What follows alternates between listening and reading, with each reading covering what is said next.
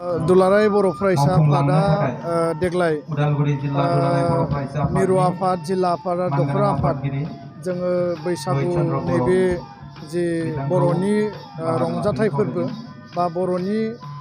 जिउ खुंनायजों लोब्बा थानाय बयनिबो आंगोनिबो आंगो बैसागु बे बोथोराव बैसागु खुंनाय हाबाफारिखौ जोंनि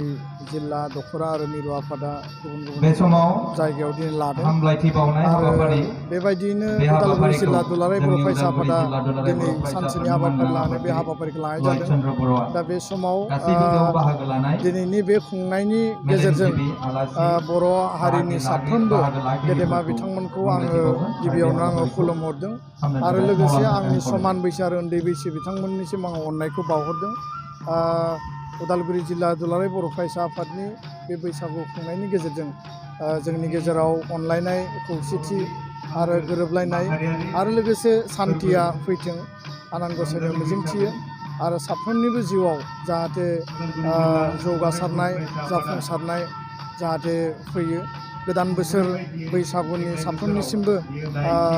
गाहाम हामलायनायखौ बावनायजों लोगोसे बे समाव जाहाथे रंजालि बैसागु नैबे खुंनाय समाव कभिड-19 नि जि थासारि बे थासारिया भारतनि गुबुन गुबुन रायजोआव साग्लोबसारदों, आसामावबो साग्लोबसारदों। थेवबो नेमखान्थिखौ मानिनानै बर'नि जि मोनसे गुबै जि रंजाथाइ फोरबो बा बर'नि मोनसे जि माहारियारि जि फोरबो बेखौ जोङो खुंफुंनो थाखाय थागथियारि खालामदों आरो बे हाबाफारिफ्रा जालांगासिनो दङ। दा बेखायनो आं सानो जे बर' हारिया जे समनिफ्राय बुहुमाव रायजो जाबोदों बे समनिफ्रायनो बैसागुखौ बर'नि आइ आफा आबै आबौमोना फालिबोदों आरो बेयाव बर' हारिनि आबादजों बर' हारिनि जिउ खुंनायजों हारिमुजों आरो थांना थानायनि मोनफ्रोमबो जिखिनि माने बाहागो बेयाव बैसागुनि ओंथिया हाबनानै दङ आरो गोखा गोखै जानाय, मोसौ बिहु फालिनाय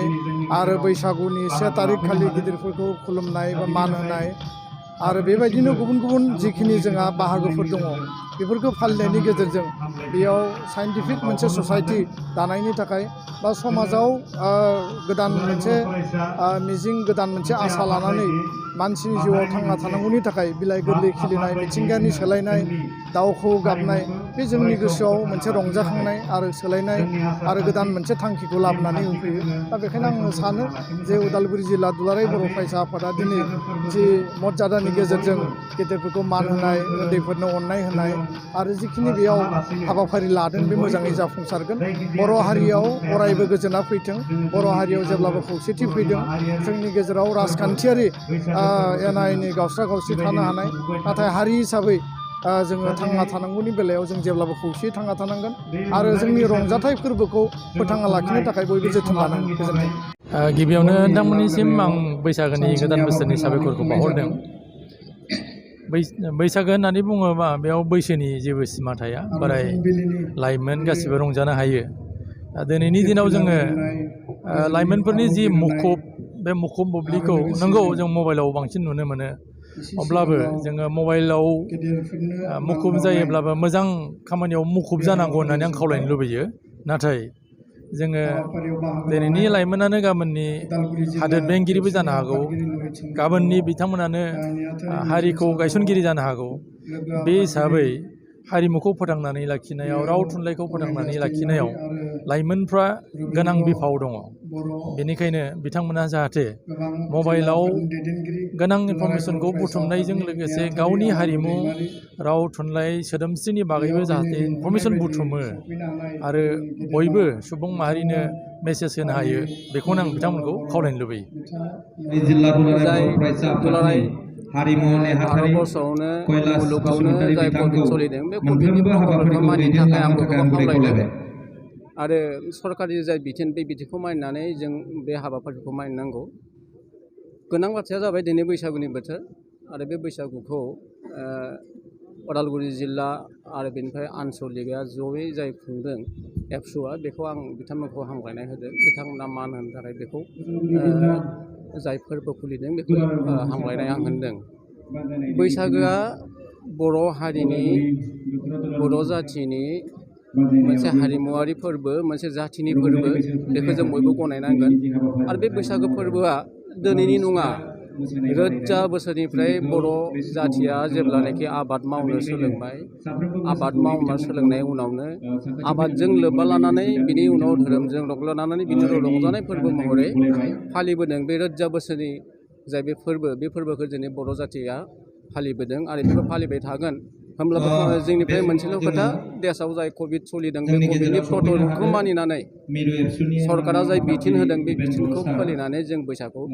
फालिदों आरो बे फालिनायाव जों बयबो गोसो गोरबो दुंनानै जोंनि गोरबोनि जोंनि जाथिनि जोंनि जाथियाव जाय उत्सब आबादारि जाय उत्सब बैसागु उत्सब बेखौ बयबो फालिनांगौ होननानै आङो खावलायगोन आरो जों बयबो बिदि फालिबोदों। देग्लाय गोदान बोसोराव नोंथाङा जिहेतु सासे लिरगिरि हिसाबै मा मिजिं लादों? गोदान बोसोरनि मिजिंथिखौ आं खावलायगोन जों मिथिगौ जोंहा बोसोरसे सिगांनो मोजां मोनसे सुक्ति जादों आरो बे सुक्तियाव दुलाराय बर' जाथिखौ खौसे लाबोगोन होनना जों सानदों आरो दुलाराय बर' जाथिनि बेयाव जौगानाय फैगोन आरो लोगोसे जोंनि जाय बिटिआर ओनसोलाव जेसेबांखिनि बर'नि अनगा गुबुन हारि हारिसा दं बिथांमोनबो जौगानाय लाबोगोन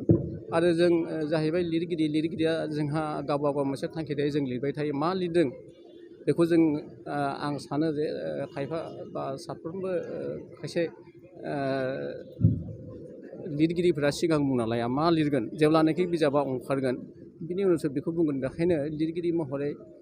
जों जेला लिरगिरियानो जाहैबाय बेबायदि माबा मोनसे थांखि थागोन प्रजेक्ट थागोन आरो लिरनायानो जिहेतु हबि आंहा दा बेखायनो लिरनायनि हबि आंहा थागोन